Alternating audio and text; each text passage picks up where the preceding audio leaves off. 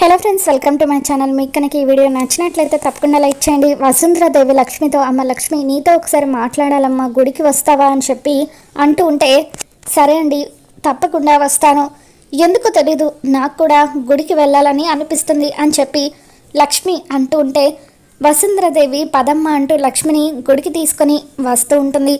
మరోవైపు అరవింద మిత్రకు కాల్ చేసి రమ్మన్న తర్వాత మిత్ర కోసం ఎదురు చూస్తూ, ఇదేంటి మిత్ర ఇంకా రాలేదని చెప్పి అటు ఇటు తిరుగుతుండగా ఇంతలో మిత్ర అక్కడికి వస్తాడు. వచ్చేసావా మిత్ర, నీకోసమే ఎదురు చూస్తున్నానని చెప్పి అరవింద అనడంతో, అసలు ఏం జరిగింది మామ్, ఎందుకు సడన్గా నన్ను ఇక్కడికి రమ్మని చెప్పావు అని అంటూ ఉంటాడు. ఇంతలో దీక్షితులు గారు కూడా అక్కడికి వస్తారు. ఎలా ఉన్నావు మిత్ర అని చెప్పి దీక్షితులు గారు అడగగానే, లక్కీ ఎప్పుడైతే మా జీవితంలోకి వచ్చిందో అప్పటి నుండి మేమంతా సంతోషంగా ఉన్నాం దీక్షితులు గారు అని చెప్పి మిత్ర అంటూ ఉంటాడు. అప్పుడు దీక్షితులు గారు, ఆ సంతోషం మీ జీవితాల్లో కలకాలం ఉండాలని కోరుకుంటున్నాను అని చెప్పి దీక్షితులు గారు అనగానే, ఇక అప్పుడు మిత్ర చాలా థ్యాంక్స్ దీక్షితులు గారు అని చెప్పి అంటూ ఉంటాడు. ఇదిగో మిత్ర, ఈ బట్టలు కట్టుకొని త్వరగా వచ్చి హోమంలో కూర్చొని మిత్ర అనగానే, మామ్ ఎందుకు మామ్ ఇంత సడన్గా హోమం ఎందుకు జరిపిస్తున్నారని చెప్పి మిత్ర అరవిందని అడుగుతూ ఉంటాడు. ఇక అప్పుడు అరవింద, నాన్న మిత్ర దయచేసి ఈ హోమం పూర్తయ్యేంత వరకు ఎందుకు ఏంటి అని ప్రశ్నలు వేయొద్దు, త్వరగా వెళ్ళి బట్టలు మార్చుకొని రా అని చెప్పి అంటూ ఉంటే, సరే మమ్మ అని చెప్పి మిత్ర బట్టలు మార్చుకొని వచ్చి హోమంలో కూర్చుంటాడు.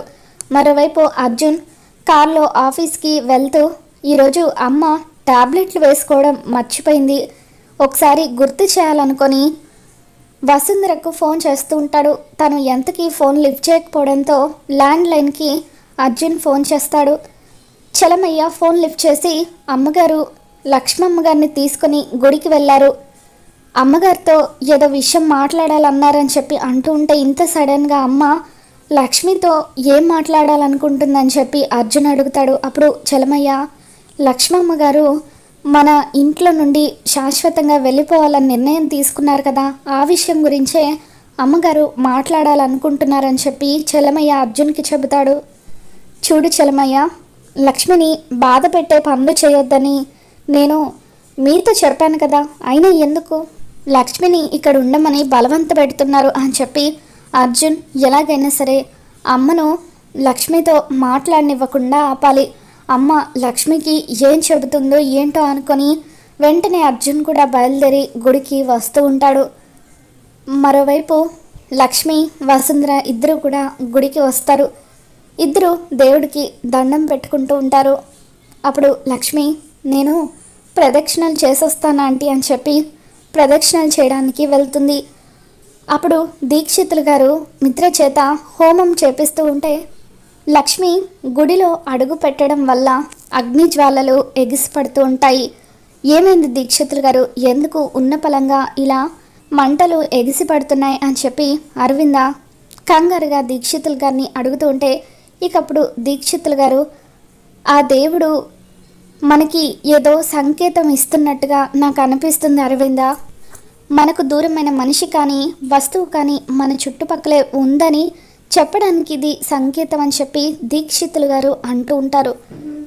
ఇక అలా మిత్ర హోమం చేస్తూ ఉండగా అమ్మ అరవింద దేవుడికి పూజ చేసిన చందన తిలకం లోపలుంది, వెళ్ళి పూజారి గారిని అడిగి ఒక్కసారి తీసుకురామ్మా అని చెప్పి దీక్షితులు గారు చెప్పడంతో అరవింద వచ్చి వసుంధరాదేవి పక్కన నిలబడి పూజారి గారిని చందన తిలకం గురించి అడుగుతూ ఉంటుంది. వసుంధరాదేవేమో అక్కడ నిలబడి దేవుడికి దండం పెట్టుకుంటూ, దేవుడా నువ్వు లక్ష్మిని మా జీవితాల్లోకి ఎందుకు పంపించావో తెలీదు, కానీ లక్ష్మి మా ఇంటికి వచ్చిన తర్వాత మా ఇల్లంతా ఎంతో సంతోషంగా ఉంది, తను శాశ్వతంగా మా ఇంట్లో ఉండిపోతుందని నేను ఆశపడేలోపు మళ్ళీ తనని మా కుటుంబానికి దూరం చేస్తున్నావు, దయచేసి లక్ష్మి మనసు మార్చి తనని శాశ్వతంగా మాతో ఉండిపోయేలాగా చెయ్యి అని చెప్పి వసుంధరాదేవి దేవుడికి దండం పెట్టుకుంటూ ఉండగా అరవింద వసుంధరాదేవి వైపు చూసి, ఏంటండి ఏదో కంగారులో ఉన్నట్టుగా అనిపిస్తున్నారు అని చెప్పి అంటూ ఉంటే, అవునండి మాకు కావాల్సిన ఒక అమ్మాయి ఈరోజు మా నుండి శాశ్వతంగా దూరంగా వెళ్ళిపోతుంది అని చెప్పి వసుంధరాదేవి అంటూ ఉంటుంది. ప్రదక్షిణలు చేసి వచ్చిన లక్ష్మి, వసుంధర, అరవింద ఇద్దరు మాట్లాడుకుంటూ ఉండడం చూసి షాక్ అవుతూ అక్కడే ఉన్న ఒక గోడ వెనకాల దాక్కొని మాటలు వింటూ ఉంటుంది. అప్పుడు అరవింద, ఆ దేవుడి లీలలు మనకి అర్థం కావలేండి, మనకి బాగా కావాల్సిన వాళ్ళు దూరం అయితే ఆ బాధ ఎలా ఉంటుందో నాకు కూడా తెలుసులేండి అని చెప్పి అరవింద అంటూ ఉంటే, మీకలా ఎవరైనా దూరం అయ్యారా అని వసుంధరాదేవి అడుగుతుంది. అవునండి, మా కోడలు అని చెప్పి అరవింద అంటూ ఉంటే, ఏమైంది తనకని చెప్పి వసుంధరాదేవి అడుగుతుంది. దేవుడి దృష్టిలో తను ఎక్కడో ఒక చోట బతికే ఉంది, లోకం దృష్టిలో తను ఎప్పుడో చనిపోయింది. కానీ నాకు కూడా నా కోడలు నిజంగా బతికుంటే బాగుండని అనిపిస్తుంది. ఒకవేళ నిజంగా తను బతికి ఉన్నట్లయితే ఎక్కడున్నా తను క్షేమంగా ఉండాలని నేను కోరుకుంటున్నానని చెప్పి అరవింద వసుంధరాదేవితో మాట్లాడుతూ ఉంటుంది. మీరన్నది నిజమే అండి, ఆ దేవుడి చేతిలో మనం కేవలం ఆట బొమ్మలం మాత్రమే అని చెప్పి వసుంధరాదేవి అంటూ ఉంటుంది. ఇక అలా అరవింద మాటలు విని లక్ష్మి కన్నీళ్లు పెట్టుకుంటూ ఉంటుంది.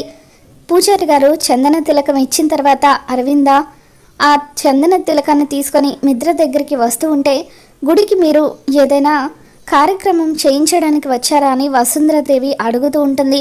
అవునండి, మా అబ్బాయి చేత హోమం చేయించడానికి వచ్చాను అంటూ అరవింద పక్కనే హోమం చేస్తున్న మిత్ర దగ్గరికి వస్తుంది. మరోవైపు స్కూల్లో జున్ను, లక్కీ ఇద్దరు కూడా లంచ్ చేయడానికి వెళ్తూ ఉండగా జాను ఇంటికి వెళ్తూ ఉంటుంది. ఏంటి టీచర్, ఎక్కడికి వెళ్తున్నారు, రండి కలిసి లంచ్ చేద్దామని చెప్పి వాళ్ళిద్దరూ అంటూ ఉంటారు. నేను ఈరోజు బాక్స్ తెచ్చుకోలేదు, అందుకే ఇంటికి వెళ్తున్నానని జాను అంటూ ఉంటుంది. మరి మా బాబాయికి ఫోన్ చేయొచ్చు కదా టీచర్, మీకోసం ఏదో ఒకటి తీసుకుని వస్తారు కదా అని చెప్పి లక్కీ అంటూ ఉంటే, ఏం అవసరం లేదు, ఈ మధ్య నీకు మాటలు బాగా ఎక్కువ అవుతున్నాయని చెప్పి జాను లక్కీతో అంటూ ఉంటుంది. తర్వాత జాను ఇంటికి వెళ్తూ ఉంటే, టీచర్ మేము కూడా మీతో పాటు ఇంటికి వస్తాం, అందరం కలిసి లంచ్ చేద్దామని చెప్పి లక్కీ జున్ను ఇద్దరు కూడా అంటూ ఉంటారు. ఇక అలా లక్కీ జున్నులను తీసుకొని జాను ఇంటికి వెళ్తూ ఉంటే, స్కూల్ బయట వివేక్ బండి దగ్గర వెయిట్ చేస్తూ ఉంటాడు. ఇక అలా వివేక్ని చూడగానే జున్ను, లక్కీ ఇద్దరు కూడా జాను వైపు చూసి నవ్వుతూ ఉంటారు. ఏంటి ఇద్దరు నా వైపు చూసి నవ్వుతున్నారని చెప్పి అంటూ ఉంటే, అప్పుడు లక్కీ, నిజం చెప్పండి టీచర్, లంచ్ బ్రేక్ని ఇలా వాడుకున్నామని కదా మీరు కావాలనే బాక్స్ తెచ్చుకోలేదని చెప్పి అంటూ ఉంటారు.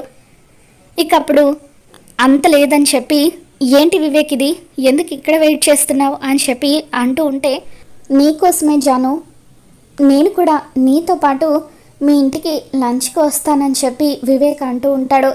ఇక అప్పుడు జాను ఏం అవసరం లేదని చెప్పి అంటూ ఉంటే, ఇలా ఆకలితో ఉన్న వాళ్ళను పిలవకుండా ఎవరైనా ఉంటారా, పిలవచ్చు కదా జాను అని చెప్పి వివేక్ అంటూ ఉంటే, ఇక అప్పుడు జాను సరే రా అని చెప్పి వివేక్ని కూడా తీసుకొని ఇంటికి వెళ్తూ ఉంటుంది.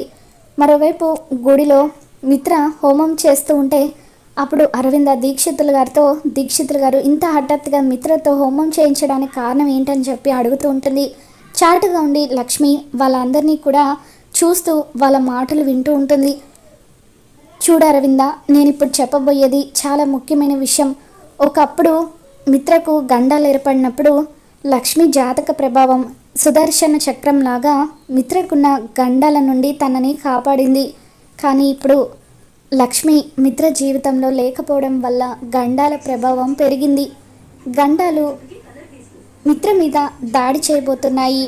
మిత్రని కాపాడుకోవడం కోసమే ఈ హోమం చేపిస్తున్నాను అని చెప్పి దీక్షితులు గారు అనగానే, మీరు చెప్పింది నిజమే దీక్షితులు గారు, లక్ష్మి ఒక దేవతలాగా నా కొడుకుని కాపాడింది అని చెప్పి అరవింద అంటూ ఉంటే, మామ్, లక్ష్మి అనే పాపిష్టి పేరు వినిపించొద్దని నీకు ఎన్నిసార్లు చెప్పాలి, తనేదో పెద్ద పతివ్రత అయినట్టుగా అలా మాట్లాడుతున్నావేంటి, జీవితంలో నేను తన పేరు వినదలుచుకోవడం లేదు, ఆ పేరంటే అంత అసహ్యం నాకు, జీవితాంతం నేను తనని ద్వేషిస్తూనే ఉంటాను అని చెప్పి మిత్ర అలా లక్ష్మిని ద్వేషిస్తూ ఉంటే, ఆ మాటలు విని లక్ష్మి ఒక్కసారిగా షాక్ అవుతుంది. కన్నీళ్లు పెట్టుకుంటూ గతంలో మిత్ర తనతో ఎంత ప్రేమగా ఉండేవాడో అవన్నీ కూడా గుర్తు చేసుకుని, అసలు మిత్ర గారికి ఏమైంది, ఎందుకు నన్ను ఇంతలా అసహించుకుంటున్నారు, నేను ఇల్లు విడిచి దూరంగా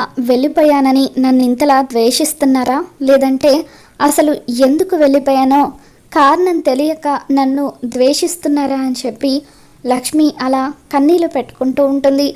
మరి మరో పక్క అర్జున్ ఏమో గుడికి వస్తూ ఉంటాడు. మరి అర్జున్కి మిత్ర లక్ష్మి ఇద్దరు భార్యాభర్తలని తెలియబోతుందా, లేదంటే లక్ష్మి మిత్రం ముందుకు రాబోతుందా, ఏం జరగబోతుందో మళ్ళీ మన ఛానల్లో తెలుసుకుందాం. వీడియో నచ్చినట్లయితే తప్పకుండా లైక్ చేయండి.